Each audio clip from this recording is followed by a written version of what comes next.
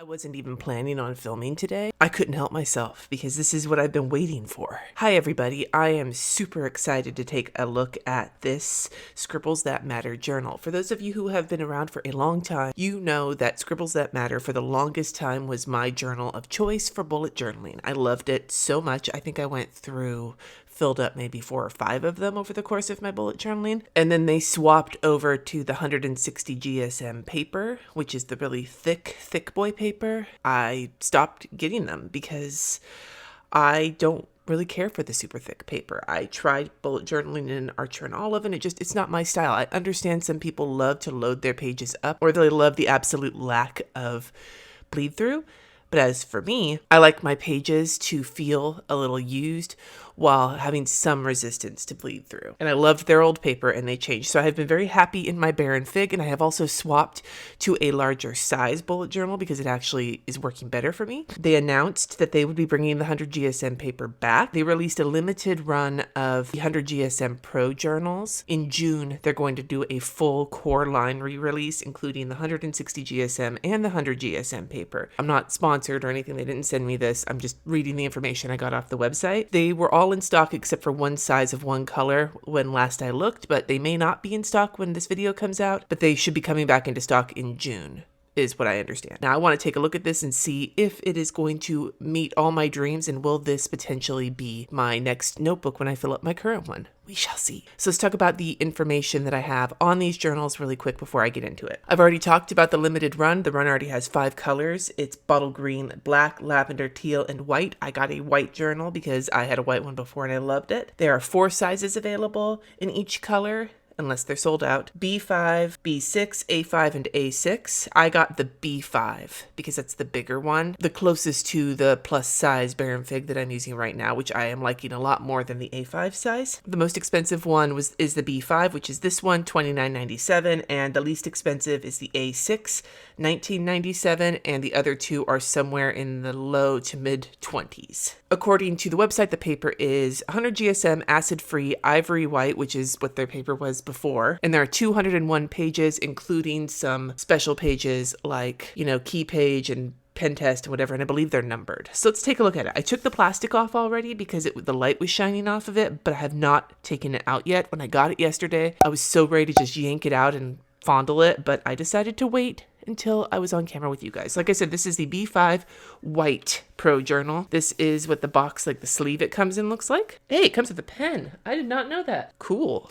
So here it is. This is the Pro. They also have the iconic with the doodles embossed in the cover, which was my personal favorite, but they did not release those with this paper. I don't know if they plan to release those with this paper. They've changed their logo since the last time I bought their stuff. So the cover is the always funly named vegan leather lay flat design, 2 bookmarks, blah blah blah. Let's take a look.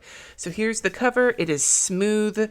It is that like plush feeling fake leather with the grommet back here that holds the pen loop. Feels very luxurious. Has that like very slightly pebbled surface. Here's the loop, nice and tight but with room to grow. What is this pen? Scribbles That Matter Fineliner 04.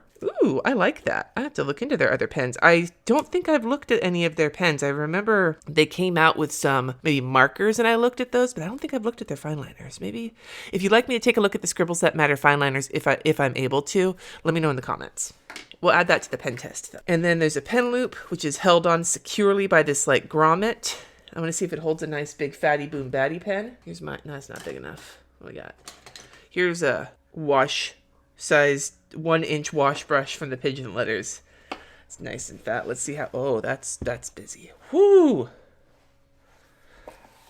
Oh, stretches out just fine to hold my big fat situation here. So that's a way to go. We'll come back to you later, busy back. So that's the outside of it. And then we open it up and here is the inside. You have your key page here on the inside cover and then a nameplate spot. I do appreciate that they put the key here so that it's not taking up a piece of paper. Oh my God, this paper. This is the paper. You have your nameplate. Can I talk? Nameplate page here. And then this is like a blank page that just says STM B5 dotted journal. And then we're getting into the index pages. It looks like it's got kind of a like worn situation from how it was packaged. So we have just space for your stuff and then page numbers 1, 2, 3, 4. Oh my God, this paper is like the paper that I love. Whoo.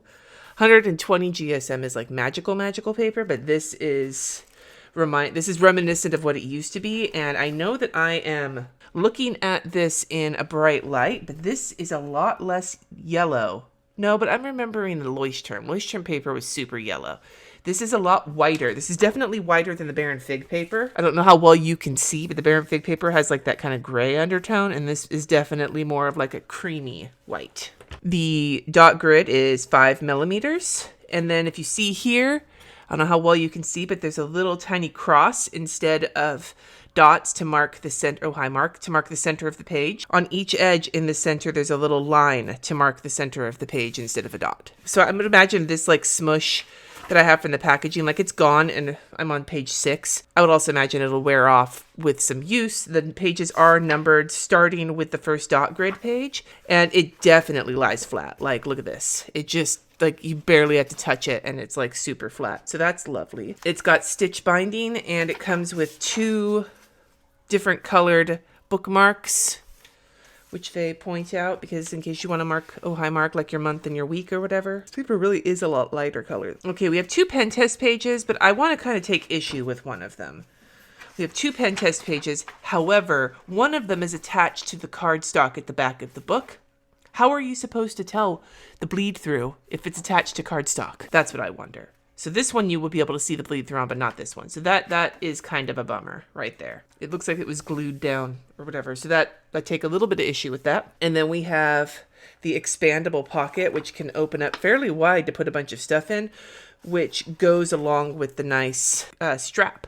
I'm having trouble, but this is so busy. Holy crap. The paper does not have much tooth to it. It is a very smooth paper, but it's not like satiny smooth like Tomoe River paper or the paper that Plum Paper uses. It just feels like a nice smooth paper. So let's test some pens. Note that I'm not going to watercolor in here. I don't believe that this paper was meant for painting. If you want a heavier duty notebook for painting, I would go with the 160 GSM, either with this brand or Archer and Olive or Notebook Therapy or any of the brands that offer that, since it's the big thing now.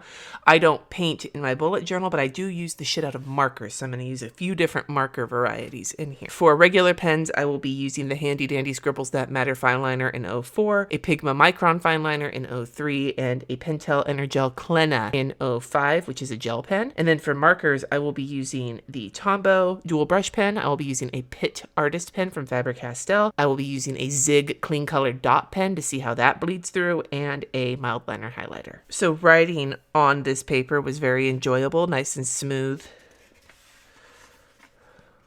We have shadowing from all 3 pens, but no bleed through.